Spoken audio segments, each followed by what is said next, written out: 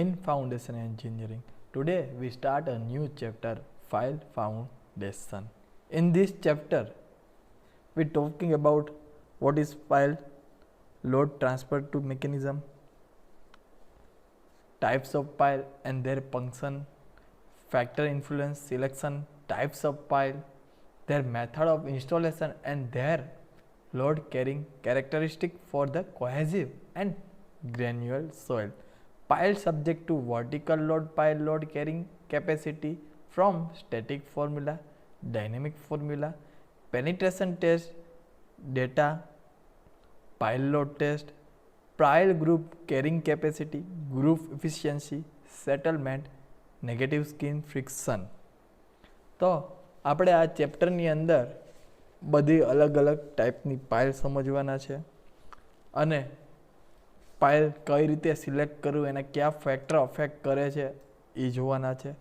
પાઇલને કઈ રીતે ઇન્સ્ટોલ કરવી, પાઇલ ઉપર કયા કયા લોડ આવી શકે છે અને પાઇલનું કેલ્ક્યુલેશન લોડ કેટલો લઈ શકે છે એ કઈ રીતે કરવું એ પણ જોશું.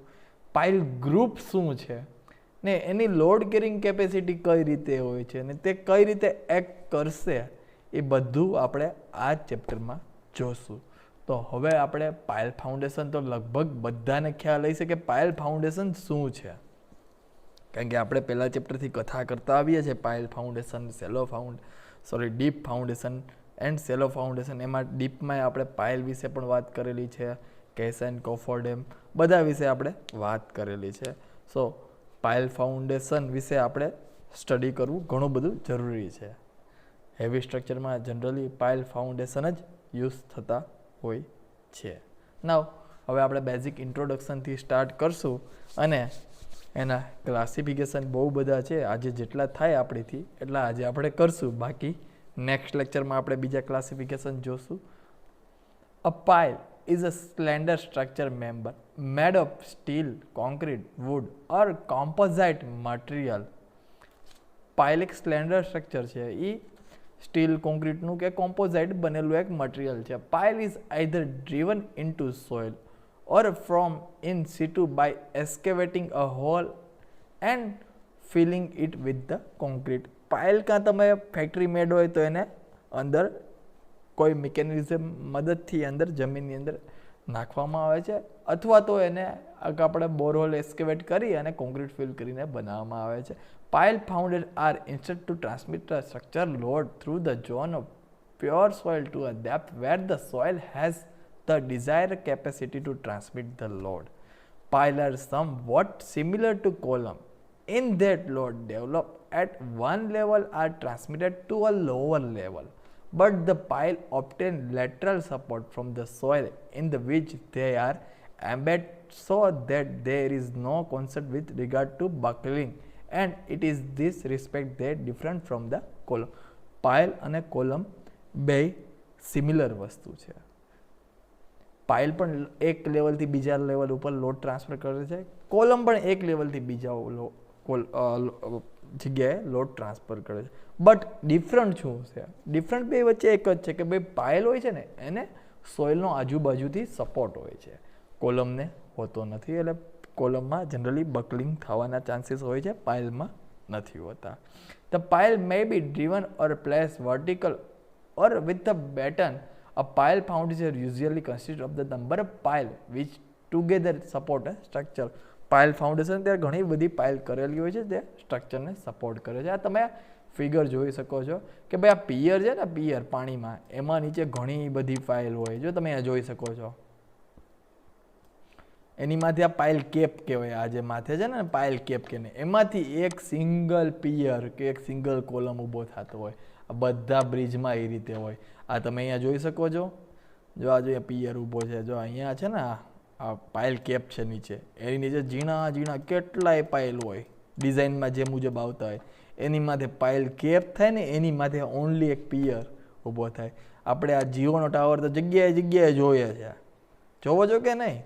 તો ત્યાં જનરલી તમે જોયું, કોઈ ઇન્સ્ટોલેશન જોયું હોય તો ખ્યાલ હશે કે ભાઈ પહેલાં બોરહોલ કરવા માટે મશીનરી આવે છે અને આખો એક હોલ કરે છે અને એમાં કોન્ક્રીટિંગ કરી ને આખું એક ઉપર કેપ તૈયાર કરવામાં આવે છે અને પાઇલ કેપ પાઇલ જ કર્યું કહેવાય છે. જીઓ ટાવરમાં આખું કોન્ક્રીટિંગ ઊંડું કરી નાખે છે રેનફોર્સ નાખીને, અને માથે એક સ્ક્વેર ટાઈપનું એક બોક્સ બનાવી નાખે છે, એમાં બોલ્ટ હોય છે ને એમાં ટાવર પછી ઊભો કરે છે. એ સ્ક્વેર ટાઈપનું જે બોક્સ બનાવે છે ને એને કહેવાય છે પાઇલ કેપ, ને નીચે હોય છે આખી પાઇલ, ને એની માથે આખો આ ટાવર બહુ ફાસ્ટ આપણે થઈ જાય છે ઊભો જીઓનો.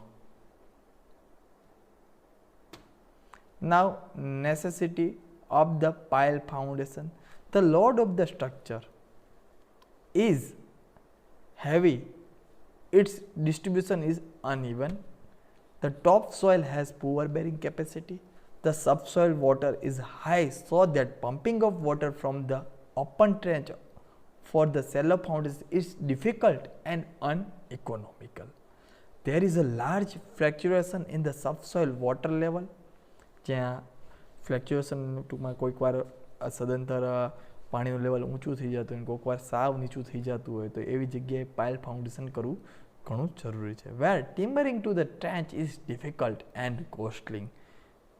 The structure is situated on the seashore or river bed where there is a danger of the scouring action of the water. The topsoil is of the expansive nature. Piles are used for the foundation of the transmission tower offshore platform which are subject to uplift force. જ્યાં uplift force આવતો હોય છે ને ત્યાં generally pile foundation જ કરવામાં આવે છે. સી શોરમાં કે ટ્રાન્સમિશન ટાવર જે આપણે 66 કેવીના જતા હોય ને મોટા મોટા ટાવર, એ બધી જગ્યાએ પાઇલ ફાઉન્ડેશન જ કરવામાં આવે છે. નાવ હવે આપણે ક્લાસિફિકેશન ઉપર જઈએ છીએ. ઘણા બધા અલગ અલગ ક્લાસિફિકેશન પાઇલના છે. based on a load, based on a material, based on a shape, based on a load carrying capacity, એમ ઘણા બધા અલગ અલગ બેઝિસ ઉપર એના ટાઈપ છે. તો આપણે એ ક્લાસિફિકેશન આજે જોશું. પહેલાં Now first of all we start the classification of the pile based on the method of load transfer. Load એ કઈ રીતે ટ્રાન્સફર કરે છે એના ઉપર આપણે આજે ફર્સ્ટ એનું ક્લાસિફિકેશન જોઈએ છીએ. Based on method of the load transfer, pile are classified as the end bearing pile and friction pile. Thus pile penetrate through the soft soil and their bottom or tips rest on a hard soil. કે ભાઈ hard soil હોય છે ને, આ જેમ કે વચ્ચે soft soil છે તો આ પાઇલ ચાલુ કરી આખું હાર્ડ સોઇલ લગી એનું બોટમ ટચ કરે છે, ત્યાં લગી પાઇલ નીચે ઉતારવામાં આવે છે. Thus pile act as a column. The soft material surround the pile provide some lateral support. આ કંઈક lateral support થોડો ઘણો પ્રોવાઈડ કરતી હશે આ વચ્ચેની સોઇલ હશે ને. For end bearing pile, QU is equal to QP. Ultimate load is equal to ultimate pressure. આ તમે ફિગર જોઈ શકો છો કે ભાઈ આ તમારી પાઇલ છે ને એ છેક હાર્ડ રોક લગી અડાડી દીધી છે. now આપણે ફ્રિક્શન પાઇલની વાત કરીએ. When the loose soil extend to a great depth, ઘણી બધી ઊંડાઈ ઉપર છે, pile are driven up to the such a depth that the friction resistance develop at the side of the pile equal to the load coming on the pile. Friction pile are used when the hard strata available at a great depth. QU is equal to QS. Ultimate load is equal to screen friction. હવે આ friction pile ક્યાં લગી કે ભાઈ જે આ load આવે છે એ લોડ આ સોઇલનું કંઈક ફ્રિક્શન હશે આસપાસ આ પાઇલને, એ જ્યાં સુધી ફ્રિક્શન એ લોડ ન લઈ લે ત્યાં સુધી ડ્રીવન કરવામાં આવે છે જમીનની અંદર. QU is equal to QS, screen friction. The total friction resist can be increased in following way. કઈ રીતે તમારે ઇન્ક્રીઝ કરવું? ઘણી વખત આપણે ઊંડું ન જવું હોય તો સ્ક્રીન ફ્રિક્શન કઈ રીતે તમારે ઇન્ક્રીઝ કરવું? by increase the length of the pile. એટલે ફર્સ્ટ ઓફ ઓલ તો એ જ કીધું ભાઈ ઊંડા જાઓ તો ઇન્ક્રીઝ થઈ જાય. by increase the diameter of pile. Second છે કે તમે ડાયામીટર તમારો પાઇલ છે એ વધારી દો એટલે એરિયા એને ફર્સ્ટ જે સરફેસ એરિયા છે એ વધી જશે. by making the surface of the pile rough surface કરી નાખો સ્મૂથની બદલે. by placing the pile closely. Pile તમે એક તો નહીં ઘણી બધી હશે એની માથે કેપ લાગશે ને એમાંથી એક કોલમ બહાર નીકળતો હશે, તો બધી તમે પાઇલ રાખો છો ને એ નજીક નજીક રાખી દો. By grouping the pile both are similar. Now આ આપણે જોયું classification base on a load transfer. Now classification of the pile based on their function or a use. Based on a function, pile are classified as the compaction pile, tension pile, anchor pile, fender pile, batten pile, seat pile. So first of all, compaction pile. When the pile are driven in a loose granular soil with the aim of increasing the bearing capacity of soil, the pile are termed as a compaction pile. Thus pile themselves do not carry any load. હવે પડવા power plant બધાને ખ્યાલ જ હશે, નજીકમાં છે આપણે. જ્યારે એમનું કન્સ્ટ્રક્શન હાલતું હતું ને ત્યાં શેડ ઊભા કરેલા છે એ લોકોએ, તો સોઇલની બેરિંગ કેપેસિટી ત્યાં ઓછી હતી, તો પડવા પાવર પ્લાન્ટમાં જ કોમ્પેક્શન પાઇલ નાખેલા છે. પહેલાં ઊંડા ઊંડા ખાડા કરી લીધા હતા ને પછી કોમ્પેક્શન પાઇલ આખા જમીનની અંદર નાખેલા છે એ લોકોએ, બહુ બધા નિયર બાય ને બેરિંગ કેપેસિટી ઇન્ક્રીઝ કરીને ત્યાં શેડ આખા ઊભા કરેલા છે પડવા પાવર પ્લાન્ટમાં જ. આપણે અહીંયા tension pile. This pile anchor down the structure subject to the uplift due to the hydrostatic pressure or due to overturning movement. It is called the uplift pile. કે ભાઈ જેને અપલિફ્ટ પ્રેશર આવવાનું હોય છે એવા સ્ટ્રક્ચરને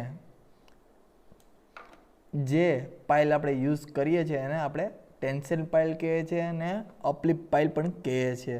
લાઈક કોઈ આપણે પાણીમાં કોઈ સ્ટ્રક્ચર હોય કે ટ્રાન્સમિશન ટાવર છે, એમાં જે વિન્ડના ઇફેક્ટને લીધે અપલિફ્ટ કંઈક જનરેટ થાય, તો એવા પાઇલને ટેન્શન પાઇલ કહેવામાં આવે છે. Now anchor pile. Anchor pile provide anchorage against horizontal pull from the sheet peeling or other pulling force.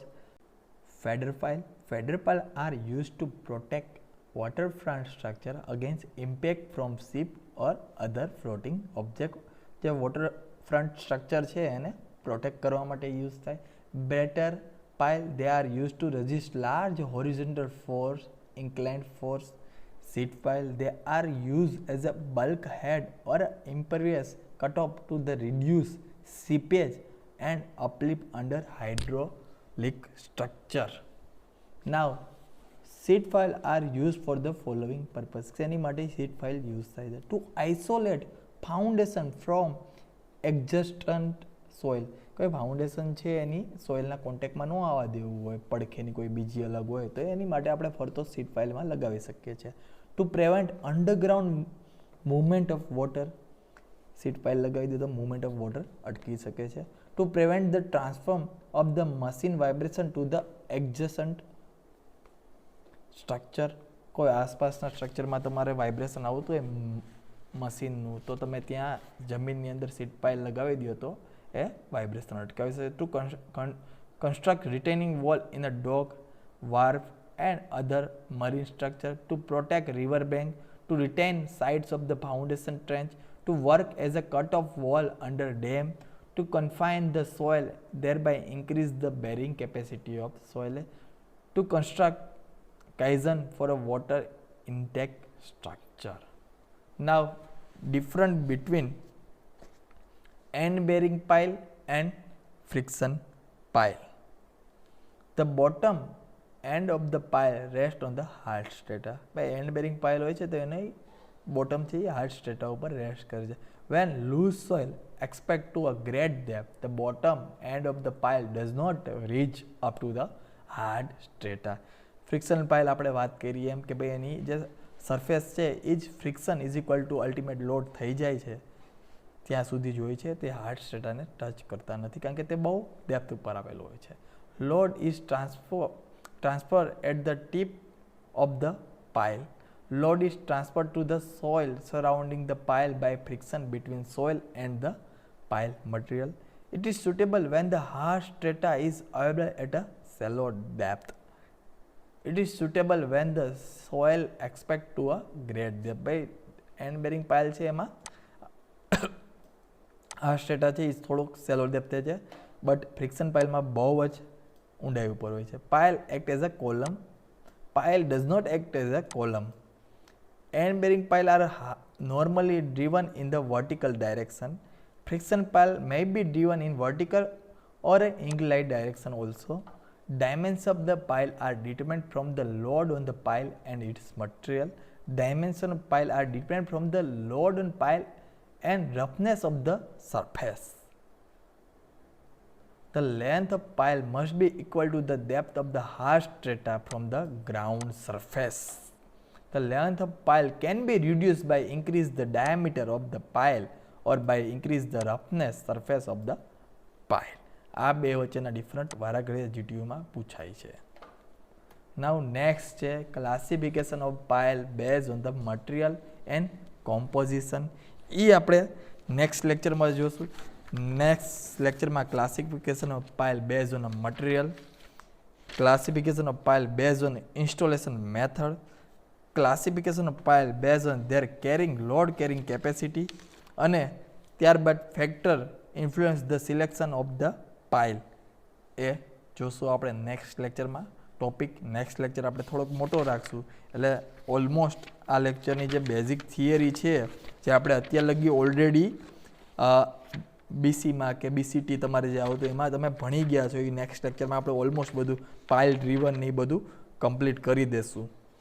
જે નવું છે ત્યાં આપણે એઝ સુન એઝ અર્લિયર જે બેરિંગ કેપેસિટી કઈ રીતે આમાં ફાઇન્ડ કરવી ને એ બધું આપણે ઉપર વધારે ફોકસ કરશું. આ બધી થિયરી નેક્સ્ટ લેક્ચરથી થોડીક ફાસ્ટમાં આપણે જશું. ઓકે, તો આજનો લેક્ચર આપણે અહીંયા અટકાવીએ. નેક્સ્ટ લેક્ચરમાં આપણે આ બીજા ટોપિક જોશું અને આપણે નવું જ્યાં લગી આવે નહીં એટલું આવતા લેક્ચરમાં જોઈ લેશું કે તમે જે ઓલરેડી સ્ટડી કરી ચૂકેલા છે. થોડુંક ફાસ્ટ આપણે નેક્સ્ટ લેક્ચરમાં ભગાડશું.